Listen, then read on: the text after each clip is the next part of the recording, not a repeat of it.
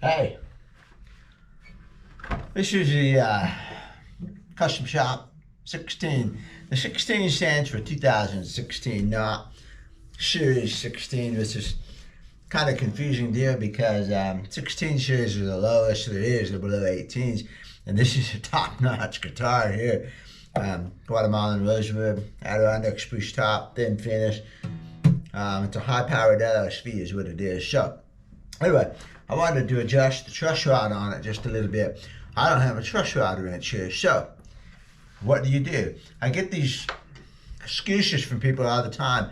I don't have this or that. I don't have this or that. I don't have that wrench, you know. I don't have a set of feeler gauges, you know.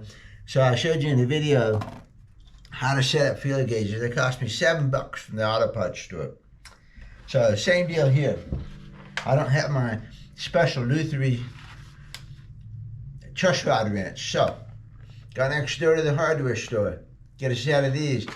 $12 for the entire set of these. Now, they're metric. On a Martin guitar, you're going to use 5mm most of the time. There's a couple of maybe that have something else. But 5mm is your go-to. On these double action truss rods, which this one is, you can tell it's a double action truss rod because you look down here and you're looking into the hole right there and you can't see the nut. The nut's way down in there. So you're gonna have to have a long wrench like this. This is 5mm, right out of the whole set of them. I'll find other uses for the set. Pop it in here. And I've already checked it with a 5mm, so I know it's a 5mm. Wiggle it around in there. Sometimes you gotta turn it down here until you find it. It can be tricky. And I'm doing this with all the strings on too, so the strings are kind of in the way right now. Alright, where are you?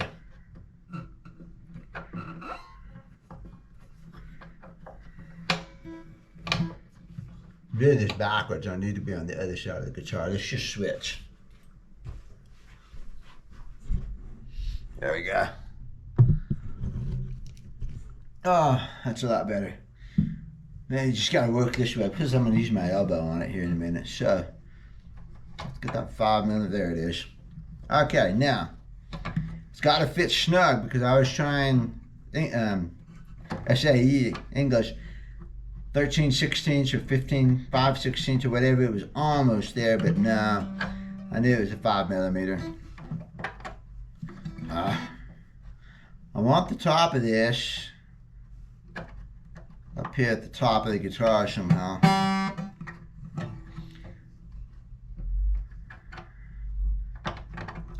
You can use a ball end. The ball ends are a little easier to get in, but I don't like ball ends.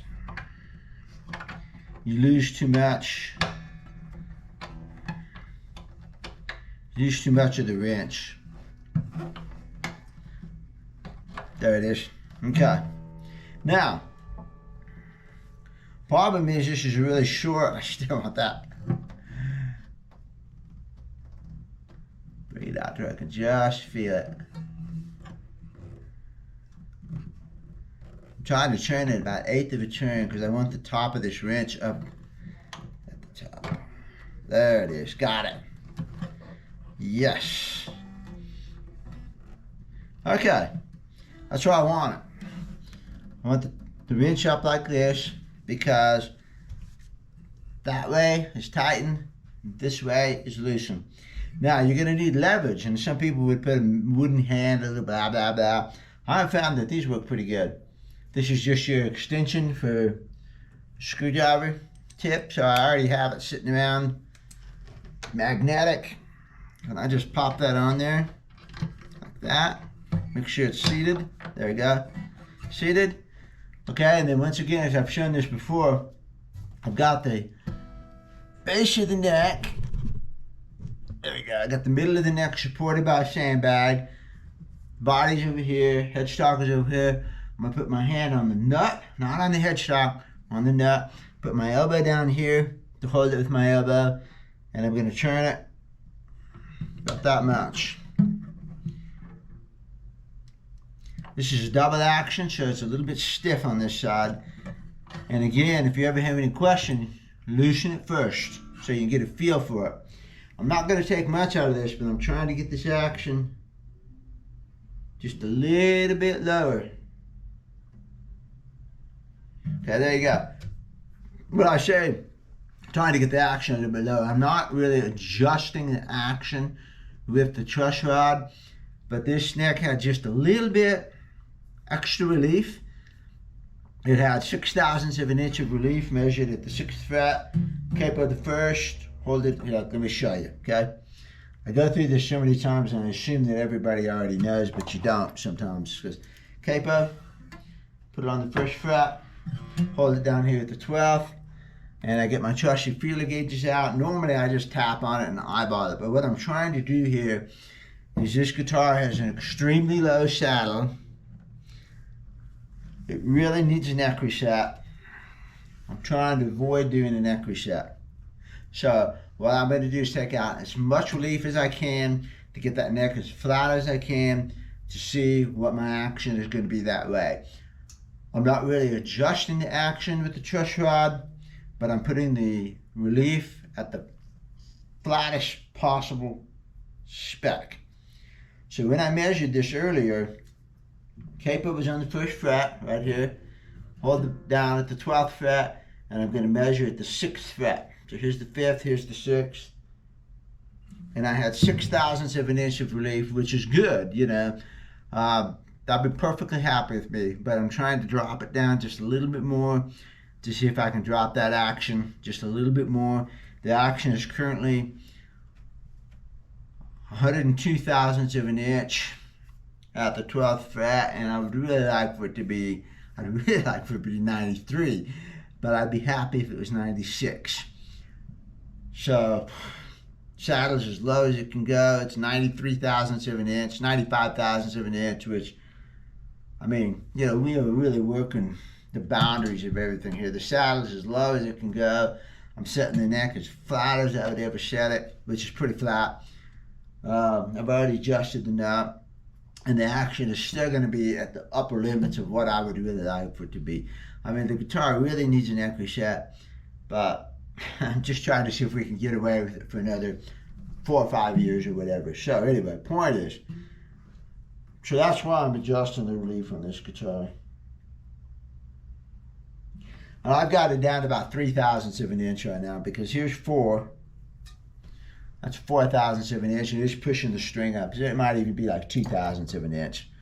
I mean, it's as flat as I absolutely would take it. I got no problems. I've already got lots of videos on neck relief, and I like flat necks, but you can run into issues when the humidity rises and the fingerboard can come back a little bit, you know, not much, but when you're pushing the limits on this thing, that can happen. So let's see if we can get a real actual precise measurement. This is 0.0015, 0.002. This ought to clear. 6th fret. Tell you what.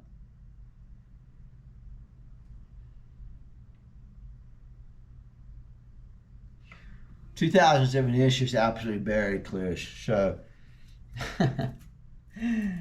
that is as flat as I dare set a neck. So I've done everything I can on this. If let's see what the action is now.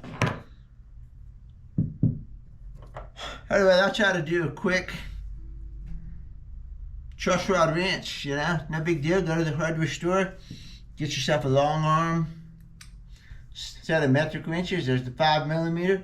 One of these little guys makes it perfectly good, and see, it's magnetic, so makes a perfectly good handle, and you're going to use it for everything else too. I've got a whole row of screwdrivers over here, whole row of screwdriver chips that I use this.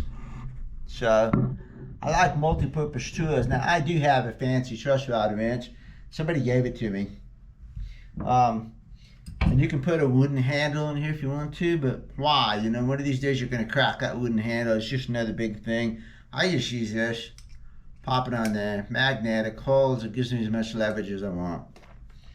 And again, $12 for the whole set of these. Now I can use them on my bicycle too, because my bicycle takes a 6mm to loosen the front axle. So, and then these little guys here, these are long ones, like this 1.5mm. That one is perfect for probing the holes that I drill in the neck when I do a neck reset. I'm going to drill holes, and I always like to probe them to make sure that's got a clear shot. You know, I like to feel that so I can see what the needle's going to do, because you can clog your needle up with wood.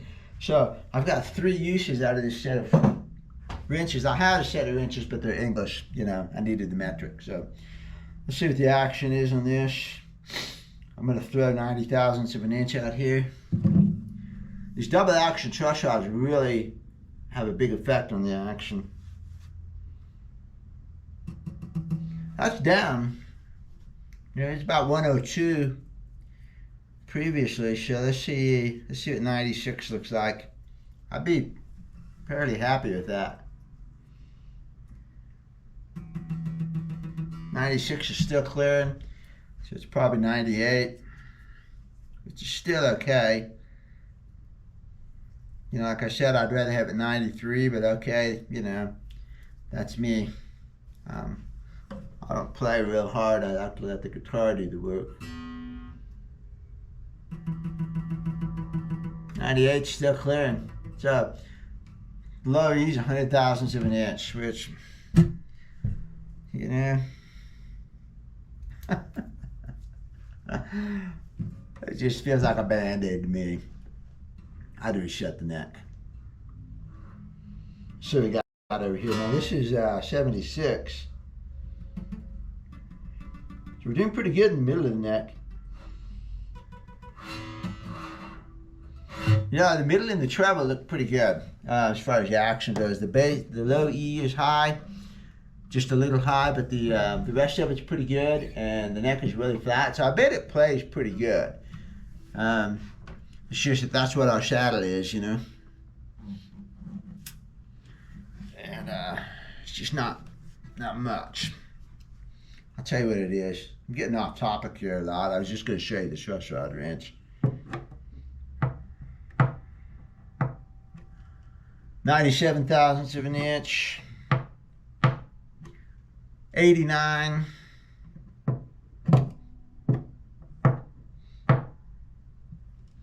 95. So around 90 thousandths of an inch. Remember, if you take the saddle out, that low E is going to clear the top by about 50 thousandths of an inch. So with a 95 thousandths of an inch, we've got about 45 thousandths of an inch of actual pressure on the saddle, which is not great, but you know, it's all right.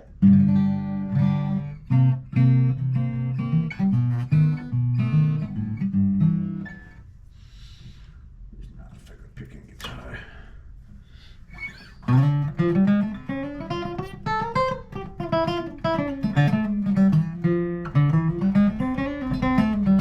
It's not bad, you know? It's not bad.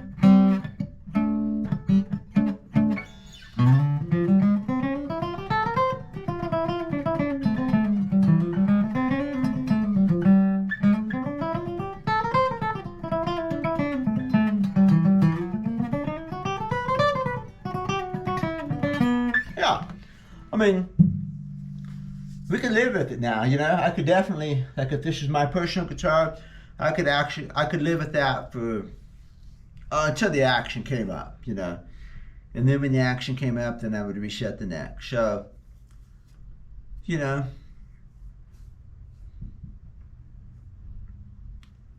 doesn't cost me anything to reset my own neck. So I wouldn't hesitate to go ahead and reset it and be done with it. Costs other people money though. So it's just all, yeah. So if it's my guitar, I was doing the work, I'd reset it. And if the customer doesn't want to do it, that's fine too. You know, it's just gonna need a reset sooner rather than later. So it's gonna need a reset within the next 5-10 years, almost guaranteed.